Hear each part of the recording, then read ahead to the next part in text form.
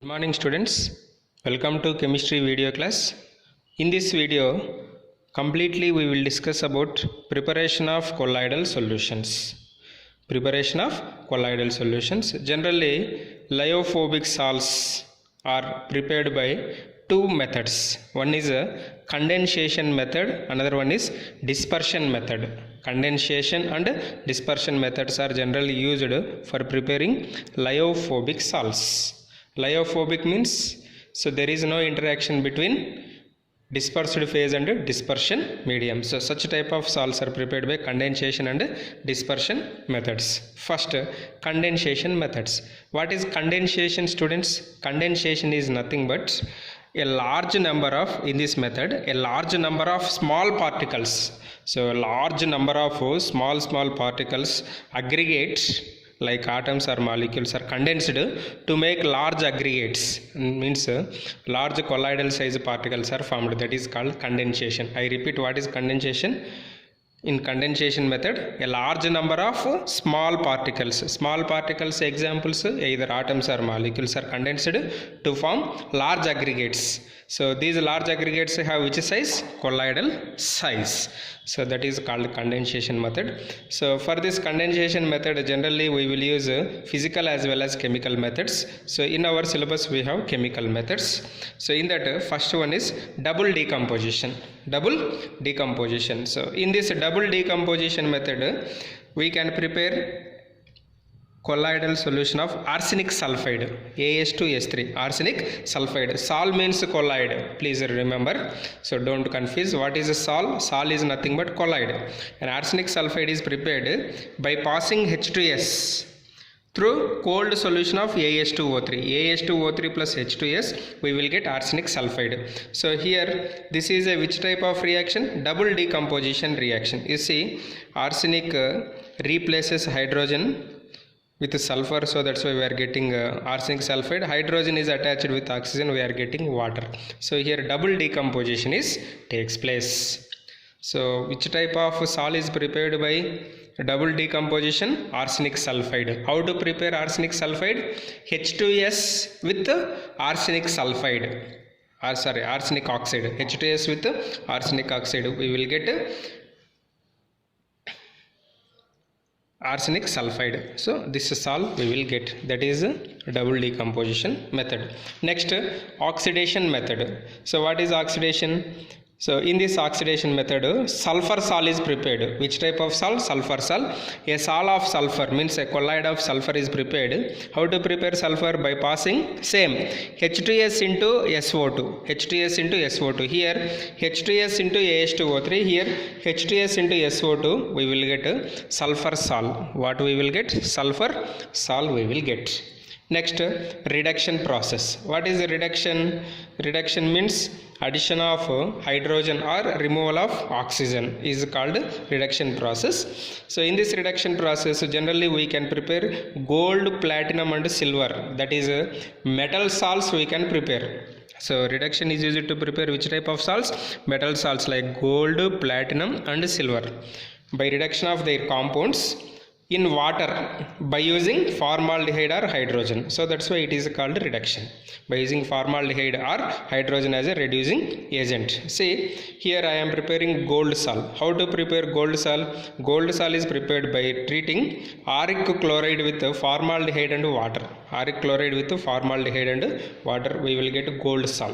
What we will get?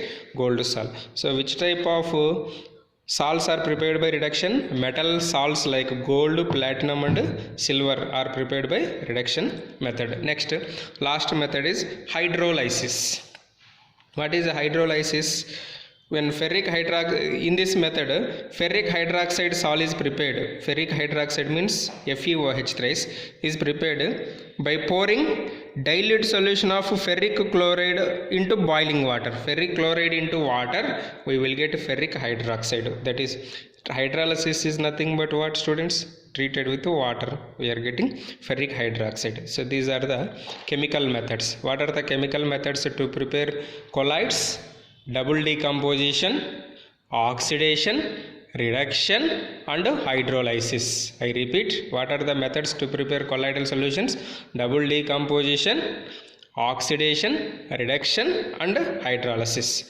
So this is completed. Dispersion, condensation method is completed. Next, dispersion method. What is the dispersion?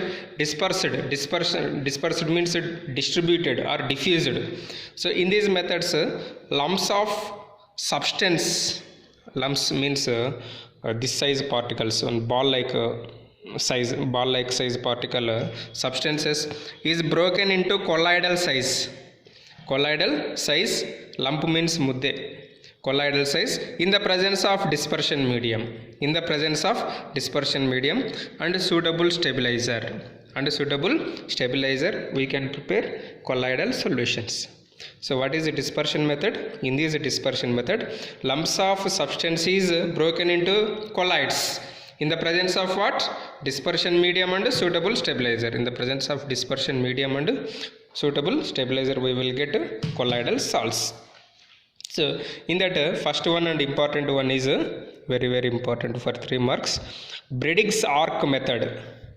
Okay. Arc means related to electricity. Bradig's arc method or electrical disintegration. Bradig's arc method or electrical disintegration. So please remember key points. Very simple this experiment. This process involves dispersion as well as condensation. What is the dispersion? Dispersion means distributed throughout the substance. What is condensation? Joining or aggregation of large number of simple molecules. Aggregation of large number of simple molecules. Both are involved. Distribution, aggregation, both are involved in this Bradig's arc method. So generally this Bradig's arc method is used to prepare metal salts like gold, silver, platinum. Gold, silver, platinum. I repeat, what is the first point?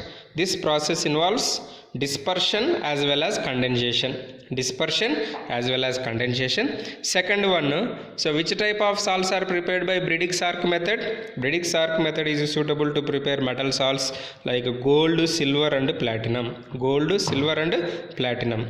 Next, how to prepare gold, silver and platinum by using this Bradig's arc method? First, this is the experimental setup.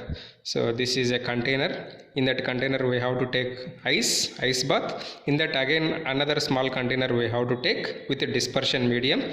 So say for example cold water you take dispersion medium. So these two are electrodes connected to anode and cathode. What we have to do in this method? First, electric arc is struck between electrodes. We have to struck the electricity between these two electrodes. Whenever electric arc is struck between two electrodes, what happen? The metal immersed in the struck between electrodes of metal immersed in the dispersion medium. So due to the intense heat produced, vaporizes some of the metals. So this electrode is made up of with metal. So this metal is converted into vapor due to intense heat. So these vaporized metals are diffused or distributed in the water, distributed in the dispersion medium, that is in the water. So after some time, if you remove electricity, these vaporized converted metals are condenses to form particles of colloidal size. Condenses to form particles of colloidal size. Like that we can prepare gold and platinum or silver salts by using this electric arc method. So I repeat the experiment. In this method what we have to do? First, electric arc is struck between electrodes of the metal. What happened? If you struck the electricity between the two electrodes, due to the intense heat produced, vaporizes some of the metal. So due to that high intense heat, some of the metal is converted into vapor. So these vapors are distributed into dispersion medium. If you remove electricity, what happen? The vaporized metals are aggregated to form colloidal size particles. So like that we can prepare metal salts by using Bradig's arc method. Bradig's arc method important for 3 marks. Bradig's arc method involves dispersion as well as condensation. It is important for objective examination also, this point. Clear? Next, another method and last method. This is also very easy and important. Peptization. So the literal meaning of peptization means the process of conversion of precipitate into colloid. The process of conversion of precipitate into colloid is called peptidization. So how precipitate into colloid form? So the process of conversion of precipitate into colloid form by shaking it with a dispersion medium, suitable dispersion medium in the presence of small amount of electrolyte. In the presence of small amount of electrolyte, dispersion medium in the presence of electrolyte is called peptidization. So what is the electrolyte used in peptidization? That is, the electrolyte used for this purpose is called peptizing agent. What is electrolyte? So electrolyte carries positive and negative ions, which is dissociated or ionized into ions. Positive and negatively charged ions means it contains positive as well as negative ions. Okay, why peptidization takes place? Very simple. During peptidization, the precipitate is there na, that precipitate absorbs one of the ions of electrolyte. Electrolyte has two ions, either it absorbs positive or negative ion. Suppose if precipitate has a positive charge, it absorbs negative ions. Suppose if precipitate has a negative charge, it absorbs positive ions. So absorbs one of the ions of electrolyte on its surface. So due to absorption of opposite charge ions, this causes the development of positive or negative charge on precipitate. Either positive or negative charge on precipitate we will get, which ultimately break up into particles of colloidal size particles. So this is about peptidization. Okay, what are the examples for peptidization? So during peptidization we can prepare pure precipitate into colloid by adding peptizing agent. Say for example, I want to prepare FeOH3. FeOH3 is peptized by FeCl3. So FeCl3 is called peptizing agent. AgCl is precipitated by HCl. Here HCl is called peptizing agent. CDS is peptized by H2S. This H2S is called peptizing agent. I repeat, what is peptidization? Process of conversion of precipitate into colloid is called peptidization. How precipitate is converted into colloids, students? Precipitate into colloids takes place by adding dispersion medium in the presence of electrolyte. So during what is the name of electrolyte which is used in peptidization? The electrolyte used for purpose of peptidization is called peptizing agent. This is about preparations of different colloidal solutions. Have a nice day. Thank you.